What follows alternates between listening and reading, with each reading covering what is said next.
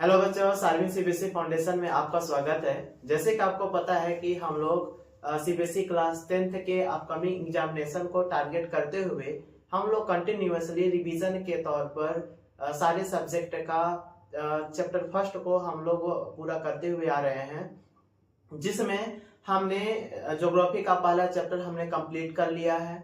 उसके बाद से हमने सिविक्स का पहला चैप्टर कंप्लीट किया और आज हम लोग और अभी इकोनॉमिक का पहला चैप्टर कर रहे हैं और आज इकोनॉमिक का लास्ट लेक्चर है और आज इकोनॉमिक का पहला चैप्टर पूरी तरीके से समाप्त हो जाएगा। तो हमने पिछले क्लास में जहां से इसको छोड़ा था उसके आगे हम लोग अभी करेंगे और आज का टॉपिक होगा हमारा वो पब्लिक फैसिलिटीज है। क्या है? पब्लिक फैसिलिटीज है। और इस पब्लिक फैसिलिटीज में हम जानेंगे कि जो लोगों की जो सुविधाएं हैं, जो लोगों की सुविधाएं हैं वो कौन कौन सी है, क्या क्या है, इनके बारे में हम लोग इसमें पढ़ेंगे। तो इसी को हम क्या बोलेंगे यहाँ पे? Public facilities. Money in your pocket can't by all goods and services that your may need to live well। कहने का मतलब ये है कि मनी इन योर पॉकेट, अगर जो है आपके पॉकेट में बहुत सारे पैसे हैं या आप काफी ज्यादा धनी हैं, इसका मतलब ये नहीं है कि आप जो है उस पैसे से सब कुछ खरीद सकते हो। क्या ये पॉसिबल है? मैं आपसे पूछ रहा हूँ, क्या ये पॉसिबल है? तो इसका जवाब नहीं आएगा। क्यों? क्योंकि मनी एक मीडियम है जिसके माध्यम से हम अपनी आवश्यकता को पूरा करते हैं। इसका मतलब ये नहीं है कि हम अपनी सारी आवश्यकताओं की पूर्ति हम मनी से कर सकते हैं। तो बहुत सारी ऐसी भी चीजें हैं जहाँ पे मनी की जरूरत नहीं होती है और मनी सब कुछ नहीं कर सकता है। वही चीज यहाँ पे लिखा गया है कि money in your pocket can't buy all goods and services. जितने भी चीजें हैं, वस्तुएं हैं और सर्विसेज को, सारे के सारे सर्विसेज और सारे के सारे गुड्स को हम नहीं खरीद सकते हैं। That you may need to live well. लेकिन हमें पैसा की जो जरूरत है इसलिए है ताकि हम जो है बेहतर तरीके से अपनी लाइफ को बेटर तरीके से जी सके। मतलब हम यहाँ बोल सकते हैं कि पैसा सब कुछ नहीं है, लेकिन पैसा की जरूरत है बेटर लाइफ जीने के लिए। ये जो है ये सेंटेंस हमें बताना चाह रहा है। तो आगे देखेंगे एग्जांपल के तौर पर पोल्यूशन फ्री एनवायरनमेंट। हम पैसे का उपयोग कर हम पोल्यूशन फ्री एनवायरनमेंट नहीं बना सकते हैं। मतलब जो है अभी भारत के पास बहुत सारे पैसे हैं, काफी इनकी जो है अर्थव्यवस्था ट्रिलियन में है भारत की। तो क्या भारत की अर्थव्यवस्था, भारत की जो है इनकम ट्रिलियन में होने के बावजूद भी क्या भारत पोल्यूशन फ्री है? आप तो भारत देश में रहते हैं, आपको तो पता ही होगा कि भारत में पोल्यूशन की क्या स्थिति है। अभी दिल्ली की स्थिति जो है काफी ज्यादा खराब है पोल्यूशन को लेके। ठीक है। दूसरा है प्रोटेक्शन फ्रॉम इन्फेक्शियस डिजीज। क्या बहुत सारे पैसे होने के बावजूद भी क्या हम जितने भी इन्फेक्शियस जो डिजीज हैं उनसे हम सुरक्षित हैं? तो इसका भी जवाब आएगा नहीं, क्योंकि पैसा एक जो है मीडियम है जिससे हम अपनी जरूरतों को पूरा कर सकते हैं। लेकिन हम पैसा को ऐसा रिसोर्सेस और ऐसा साधन नहीं बना सकते हैं जिससे मान सम्मान, रिस्पेक्ट और बहुत सारे सर्विसेज हम खरीद सकते हैं। ये नहीं हो सकता है। तो हमने यहाँ पे इसको समझा। दूसरा हम देखेंगे सिग्निफिकेंस क्या है इसकी। मतलब जो है पब्लिक फैसिलिटीज की सिग्निफिकेंस क्या है, महत्वपूर्णता क्या है, इसके बारे में हम समझेंगे इसमें। ठीक है। तो इसमें हम समझेंगे कि for many of the important things in life the best way also the cheapest way is to provide these goods and services collectively। जैसे कि हमारे जीवन में बहुत सारी चीजों की जरूरत है, बहुत सारी चीजों की आवश्यकता है। इसका मतलब है कि हम इन सारे आवश्यकताओं को काफी अच्छे ढंग से और काफी बेहतर तरीके से कलेक्टिवली तरीके से हम पूरी तरीके से इसको पूरा कर सकते हैं और बेहतर तरीके से पूरा कर सकते हैं।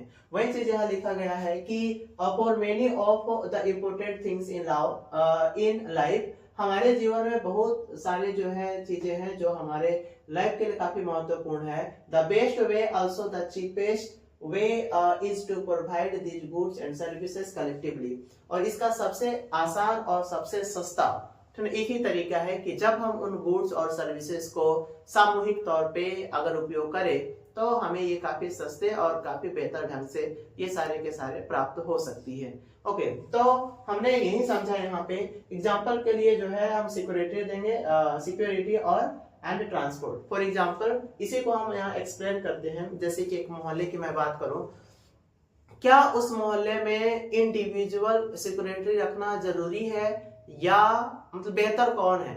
इस जो है एरियाज में और उस मोहल्ले में इंडिविजुअल हर घर में एक एक सिक्योरिटी रखना जरूरी है या पूरे मोहल्ले के लिए एक सिक्योरिटी रखना जरूरी है? मतलब इन दोनों में कौन बेहतर है ना? तो आपको क्या लगना चाहिए? तो आपको ये लगना चाहिए कि नहीं, अगर एक पूरे जितने भी उस मोहल्ले में और जितने भी उस एरियाज में जो लोग हैं, अगर ये सारे लोग कलेक्टिवली तरीके से अगर एक सिक्योरिटी गार्ड को रखेंगे तो डेफिनेटली यहाँ पे सभी लोगों को एक सुविधा और एक बेहतर सॉल्यूशन इसका निकलेगा। तो उसी तरीके से मैं अगर ट्रांसपोर्ट की बात करूं तो जैसे आप कोई भी सामान आप मंगवाते हो, अगर पूरे थोक में मंगवाते हो, पूरे एक बंडल में मंगवाते हो तो वो सस्ते में पड़ जाते हैं और सस्ते में जो है आपके घर तक डिलीवर हो जाते हैं। लेकिन वही सामान अगर इंडिविजुअली अलग अलग लोग मंगवाते हैं तो वो चीज महंगी पड़ जाती है। तो वही यहाँ पे समझाने की कोशिश किया गया है कि अगर हम यहाँ पे हमारे जीवन में बहुत सारे चीजों की जरूरत तो है, बहुत सारे चीजों की जरूरत तो है, लेकिन अगर हम उसको कलेक्टिवली तरीके से करें तो यहाँ पे सारे समस्या का समाधान हो सकता है। ओके, आगे हम देखेंगे पब्लिक फैसिलिटीज क्या है। पब्लिक फैसिलिटीज के कारण से कौन कौन सी फैसिलिटीज देखने को मिलता है? पब्लिक फैसिलिटीज की मैं बात करूं जिसमें हेल्थ आ जाएगा और एजुकेशन आ जाएगा। जैसे ही पब्लिक फैसिलिटीज बढ़ेंगी, हेल्थ और एजुकेशन फैसिलिटीज बढ़ेगी, वैसे वैसे जो है यहाँ डेवलपमेंट देखने को भी मिलेगा, वैसे वैसे डेवलपमेंट देखने को भी मिलेगा। जैसे यहाँ पे फॉर एग्जांपल की बात हम करें, जैसे Kerala has a low morality rate, okay, because it has adequate provisions of basic health and education facilities. यहाँ पे अगर जो मोरालिटी रेट को मैं देखूं, ठीक ना, तो यहाँ पे मोरालिटी रेट काफी ज्यादा कम है। क्यों? क्योंकि यहाँ पे पूर्ण तरीके से यहाँ पे बेसिक जो हेल्थ एजुकेशन फैसिलिटीज प्रोवाइड की जाती है। मतलब हर चीजों को एक मैनेजमेंट और एक सही तरीके से यहाँ मैनेज किए जाते हैं और इंडिया का सबसे एजुकेटेड जो स्टेट है वो केरला है। ओके, तो इसीलिए जो है यहाँ पे आप देखेंगे कि जो मोरालिटी रेट जो रेट होती है वो सब मतलब अच्छे तरीके से, बेहतर तरीके से वहाँ पे हर सुविधा प्रोवाइड की जाती है जो कि उनको जरूरत होती है। ओके, आगे हम देखेंगे similarly is some state the public distribution facility, जिसको हम पीडीएस बोलते हैं, function well, but some state have PDS system, some state install PDS system, and PDS system मतलब पब्लिक डिस्ट्रीब्यूशन सर्विस। क्या बोलेंगे हम इसको? Public distribution service. और ये पब्लिक डिस्ट्रीब्यूशन सर्विस क्या होती है?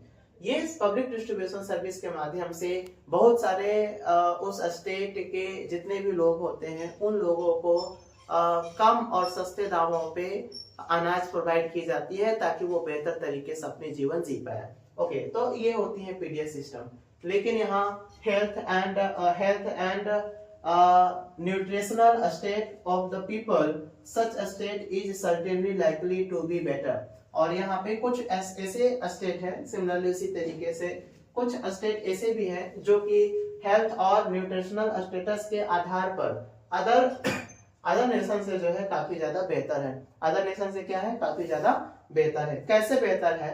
तो हम यहाँ पे समझेंगे कि जैसे कि अगर पिछले क्लास में यानी पिछले लेक्चर में हमने आपको बताया कि हमने यहाँ पे पर कैपिटा इनकम निकाला था, तो जिसमें केरला का 1 लाख प्लस थे और हरियाणा का 2 लाख प्लस थे per capita income per annum.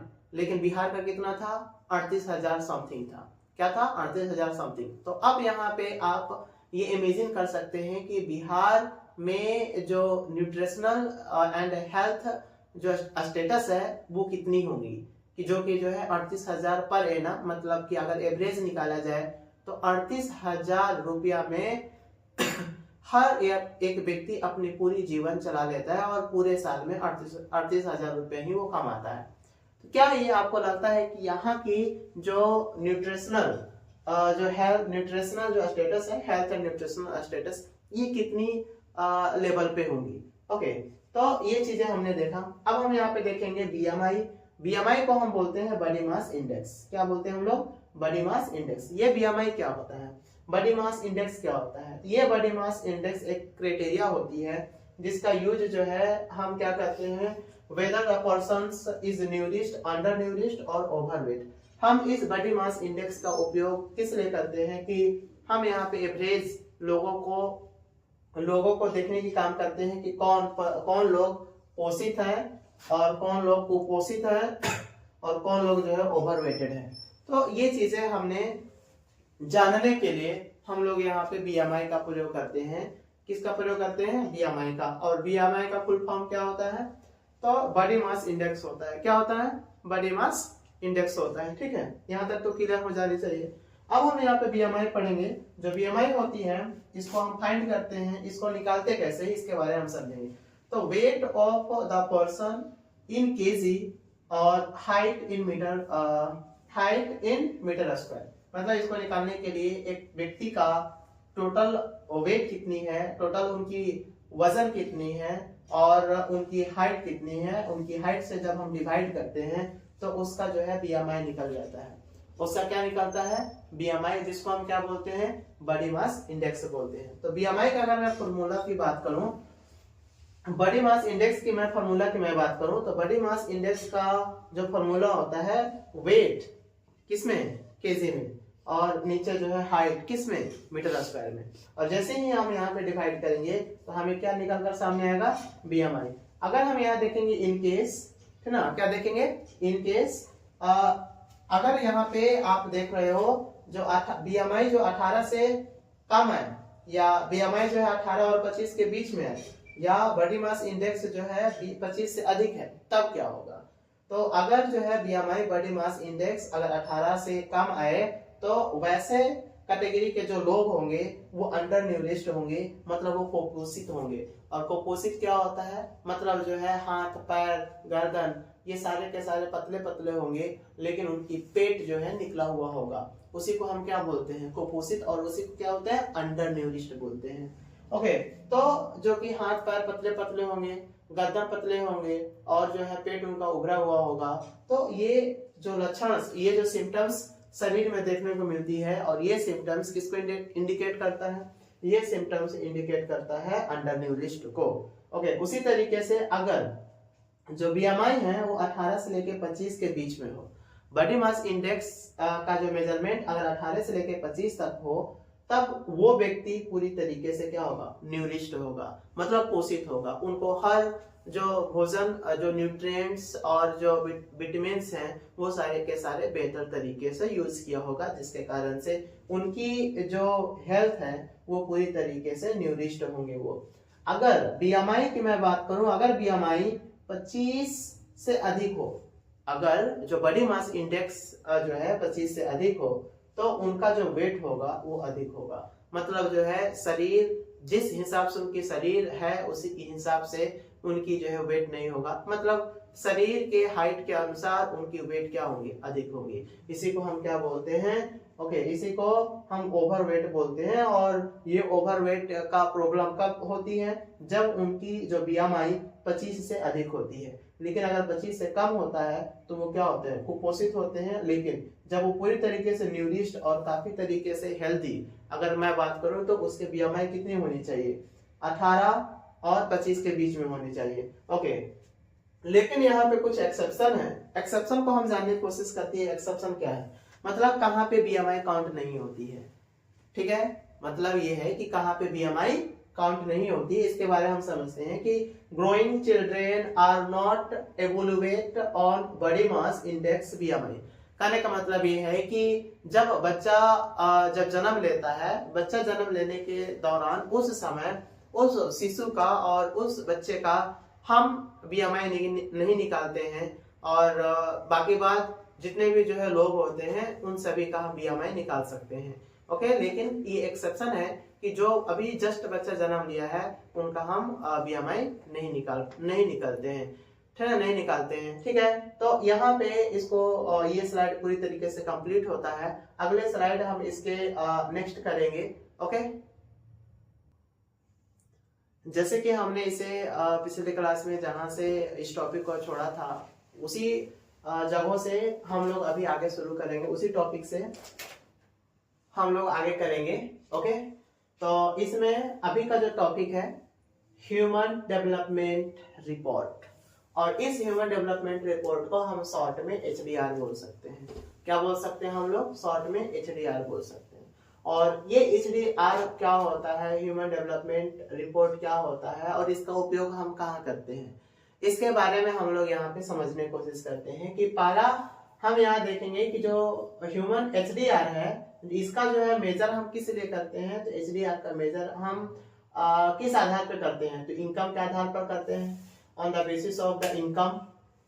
दूसरा on the basis of health, on the basis of education और on the basis of life style, okay. इनके आधार पर जब हम मेजर करते हैं तो ओवरऑल जो रिपोर्ट तैयार होता है, ओवरऑल जो रिपोर्ट तैयार होता है उस रिपोर्ट को हम क्या बोलते हैं? HDR बोलते हैं। उस रिपोर्ट को क्या बोलते हैं? HDR बोलते हैं, मतलब ह्यूमन डेवलपमेंट रिपोर्ट बोलते हैं, ओके। यहाँ तक तो समझ में आ गया HDR होता क्या है और HDR में हम किस किस चीजों को मेजर करते हैं, और उन सारे मेजरों को जब हम कलेक्ट कर जब रिपोर्ट देते हैं तो उसी को क्या बोलेंगे? HDR बोलेंगे। यहाँ तक तो समझ में आ गया होगा। आगे हम आते हैं UNDP क्या होता है। क्या UNDP क्या होता है? तो इसका अगर फुल फॉर्म की मैं बात करूं, यूनाइटेड नेशन डेवलपमेंट प्रोग्राम। क्या होता है? यूनाइटेड नेशन डेवलपमेंट प्रोग्राम इसका फुल फॉर्म होता है। और ये काफी इंपॉर्टेंट चीजें हैं और ये एग्जाम के आधार पर या एग्जाम के बेसिस पे काफी ज्यादा महत्वपूर्ण है। इसका उपयोग हम कहाँ करते हैं? Compare countries based on educational level of the people and their health status and per capita income. UNDP हम क्या करते हैं? UNDP का यूज हम कहाँ करते हैं, क्यों करते हैं, इसको समझिएगा। जब भी हम यहाँ कंपेयर करते हैं कंट्रीज में बेस्ड ऑन किसके आधार पर? एजुकेशन लेवल के आधार पर। मतलब हम बोल सकते हैं कि compare countries based on educational level of the people, okay. किसी भी देश में हम जब हम कंपेयर करते हैं उस देश की education level, education on the basis of education level के आधार पर जब हम देश की कंपेयर करते हैं वहां के लोगों का, तो उनके हम क्या क्या देखते हैं? हेल्थ स्टेटस देखते हैं एंड पर कैपिटा इनकम देखते हैं। और जैसे ही यहाँ पे health status and per capita income जो हमें जनरेट होती है या हम जब उसका रिपोर्ट तैयार करते हैं तो ये रिपोर्ट को ही, ये प्रोग्राम को ही हम क्या बोलेंगे? UNDP। क्या बोलेंगे? UNDP, जिसको हम क्या बोल सकते हैं? यूनाइटेड नेशन डेवलपमेंट प्रोग्राम बोल सकते हैं, ओके। जैसे कि यहाँ पे हम यहाँ हेल्थ स्टेटस और पर कैपिटा इनकम को देखते हैं तो यहाँ से जो रिपोर्ट तैयार होती है जिसको हम HDI बोलते हैं। क्या बोलते हैं? HDI का फुल फॉर्म क्या होता है? Human development index. क्या होता है? Human development index, okay. मानव विकास सूचकांक बोलते हैं इसको, ह्यूमन डेवलपमेंट इंडेक्स बोलते हैं, जो HDI का फुल फॉर्म होता है। और अगर मैं यहाँ पे देखो भारत की 2023 और 24 में टोटल रैंक कितनी थी? कितने? 193 देशों की। 193 देशों में भारत की HDI कितनी थी? तो आप क्या जवाब दोगे? 134। देख लो पीछे से 134, सोचो, ओके। तो भारत का HDI कैसी है, कितनी है? आपको तो समझ में आ ही रहा होगा कि इतनी जो है हमारी जो रैंक है पूरे वर्ल्ड 193 मतलब 193 देशों में, ओके। अब हम पढ़ेंगे next topic sustainability of development, okay. क्या पढ़ेंगे? Sustainability of development. इसमें हम पढ़ेंगे कि जो विकास, जो सतत विकास है, मतलब विकास जो है इसके बारे में हम पढ़ेंगे कि जो सस्टेनेबिलिटी ऑफ डेवलपमेंट क्या है। हम इस सतत विकास के बारे में हम समझेंगे कि रिक्वायरमेंट, कंजप्शन ऑफ रिसोर्सेस, इसमें इसके दौरान हमें रिसोर्सेस का कंजप्शन करने की जरूरत है, हमें किस चीज की जरूरत है, रिसोर्सेज का कंजप्शन करना जरूरी है। फिर अगर देखें कि sustainable use of resources is required and development should be sustainable. Okay, sustainable use of resources is required, यहाँ पे रिसोर्सेज के लिए यहाँ पे सस्टेनेबल होना और सस्टेनेबल को यूज करना जरूरी है। And development should be sustainable, और यहाँ पे जो विकास है वो कैसी होनी चाहिए, सस्टेनेबल होनी चाहिए। यहाँ पे दो चीजें मेंशन किया होगा, sustainable use for resources is required, मतलब रिसोर्सेज के लिए सस्टेनेबल होने की जरूरत है, और साथ ही साथ और जो डेवलपमेंट है, डेवलपमेंट शुड बी सस्टेनेबल, और जो विकास है वो भी क्या होनी चाहिए, सस्टेनेबल होनी चाहिए। तो यहाँ पे दो चीजें मेंशन की गए हैं। कहने का मतलब हम यहाँ बोल सकते हैं कि हम यहाँ पे रिसोर्सेस को कंजप्शन कर कर हम उसको बचा सकते हैं, किससे, एक्सप्लोटेशन से, उनके दोहन से। ओके, उनको कंटिन्यूअसली तरीके से लगातार दोहन करने से हम इस सस्टेनेबिलिटी का उपयोग कर कर उनको लॉन्ग टर्म तक से रख सकते हैं बिना किसी नुकसान के, और साथ ही साथ उसका हम डेवलपमेंट भी कर सकते हैं अलग अलग सेक्टरों में। जैसे कि मैं यहाँ ग्राउंड वाटर की मैं बात करूँ तो भारत के जो ग्राउंड वाटर में देखूं तो कंटिन्यूसली तरीके से ग्राउंड वाटर का जो लेवल है वो दिन पे दिन गिरते जा रही है, और जैसे ही गर्मी की समय आ रही है तो यहाँ पे बहुत सारे समस्याएं और स्कार्सिटी का सामना करना पड़ रहा है। ऐसा इसलिए हो रहा है क्योंकि अंडरग्राउंड वाटर का काफी ज्यादा एक्सप्लोटेशन हो रहा है by the education, sorry by the agriculture. Okay, agriculture के दौरान यहाँ पे बहुत सारे अंडरग्राउंड वाटर का उपयोग किए जा रहे हैं सिंचाई करने के लिए, इरिगेशन करने के लिए, जिसके कारण से अंडरग्राउंड जो पोर्टेबल जो वाटर है वो दिन पे दिन उसके लेयर जो है कम होते जा रही है। बल्कि एक संवर्धन नेचुरल रिसोर्सेस, और दूसरा है कि जो प्राकृतिक जो संसाधन है इसकी जो है कंटिन्यूसली तरीके से क्या हो रही है, एक्सहॉस्शन हो रही है, मतलब इसका भी नेचुरल रिसोर्सेज से कंटिन्यूसली तरीके से दोहन हो रहा है। इसलिए हमें किस चीज की जरूरत है, सस्टेनेबिलिटी ऑफ डेवलपमेंट की जरूरत है, ताकि जो नेचुरल रिसोर्सेज और नेचर का जो एक्सप्लोटेशन हो रहा है वो ना हो और वो जो है सेफ रहे। ओके, तो यहाँ पे जो है पूरा चैप्टर हम लोगों का समाप्त होता है। ओके, तो I hope everyone clearly understood. Okay, तो यहाँ पूरा चैप्टर समाप्त होता है, और अगर आप इस चैनल में नए हैं, ओके, या आप इस वीडियो में नए हैं, तो प्लीज आप इसे सब्सक्राइब करें, शेयर करें, लाइक करें, और इसको जब दूसरे को शेयर करेंगे तो आपके साथ साथ उनका भी डेवलपमेंट हो। ओके, तो धन्यवाद, जय हिंद।